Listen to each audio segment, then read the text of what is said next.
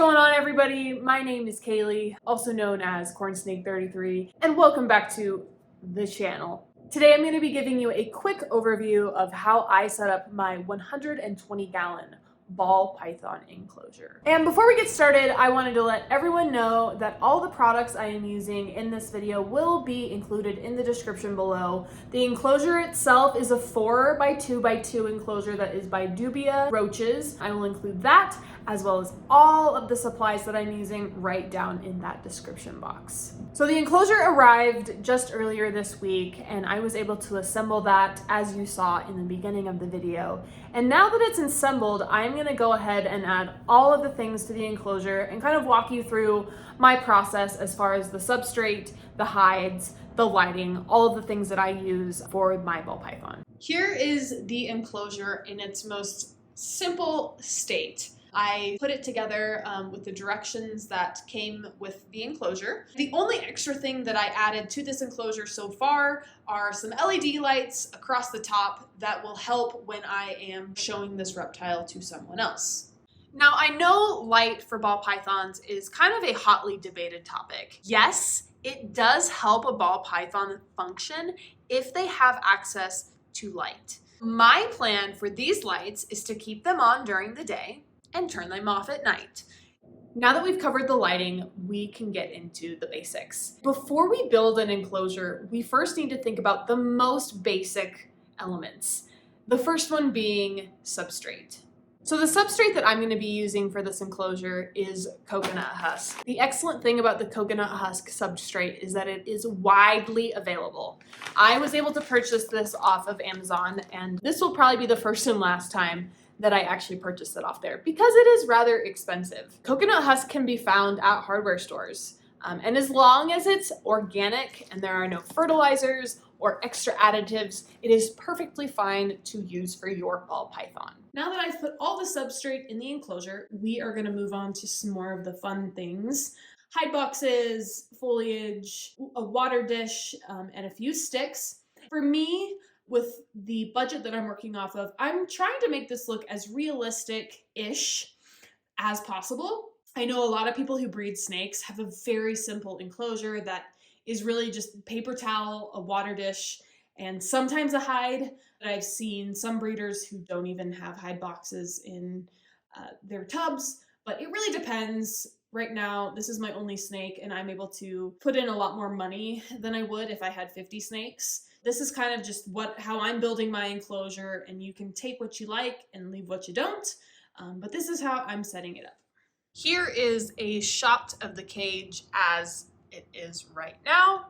I will be adding a few more pieces of foliage as well as some sticks to add to the enclosure. Being that my ball python is relatively young, when you put them in big enclosures like this, it's important for them to feel safe. I don't think there is such thing as a cage that is too large for a ball python, within reason, but you have to make sure that you have enough clutter going on that the ball python doesn't feel too small in his or her cage.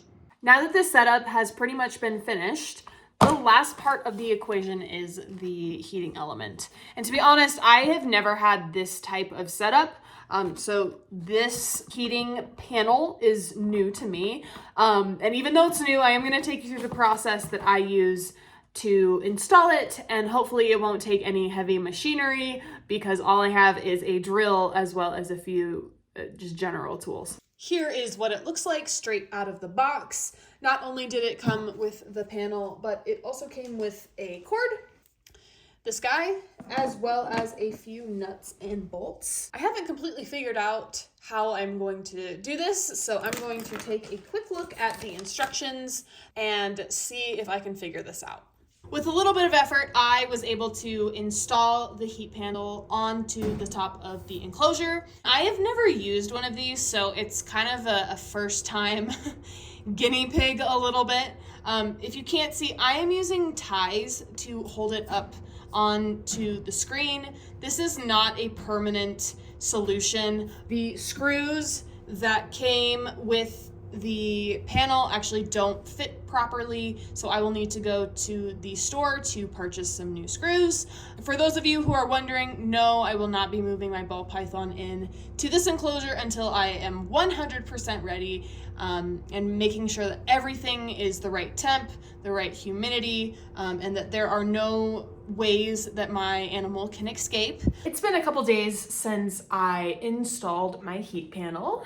Obviously, you want to leave a waiting period, and the longer that you wait, probably the better. The temperature that I'm aiming for is something between 92 and 88 degrees on the warm side, and then in the middle to lower 80s on the cool side. Now, with a tank this big, you really want to try to get a heat gradient. In art, we talk about a color gradient where it's darkest on one side and lightest on the other. Same with heat. So on one side of the tank, we want it to be at a very high temperature, and then at the other side of the tank, we want it to be lower temperature. The snake will self-regulate and put themselves wherever they feel that they need to be within the gradient. So if a snake is feeling hot, they will move to the cooler side of the cage, and if the snake is feeling cool, they will move to the warmer side of the cage. Another thing I noticed as I was getting the cage set up was the cage's inability to keep in humidity. I live in an arid climate, so maintaining that humidity is so incredibly important. In my opinion, there are two ways to navigate this issue. The first way to address this issue is by getting a screen cover. Now, I've seen many people on YouTube use these, and they work wonders for keeping humidity in the cage and from evaporating out. Because I just bought this cage, I have not been able to find a screen cover that will fit, but that will likely be bought later down the line. Instead of purchasing a screen cover, I went ahead and opted for a quick fix so that I could move my ball python into the enclosure more quickly. Being that I will likely spray down this enclosure several times a day to maintain humidity, I've also opted to get a wet hide box. Being that I was unable to locate a wet hide box that would be able to sustainably support my snake throughout her growth, I decided to make my own. For my wet hide, I purchased a tackle box from Walmart, drilled a 1.5-inch hole in the bottom, and filled it with sphagnum moss.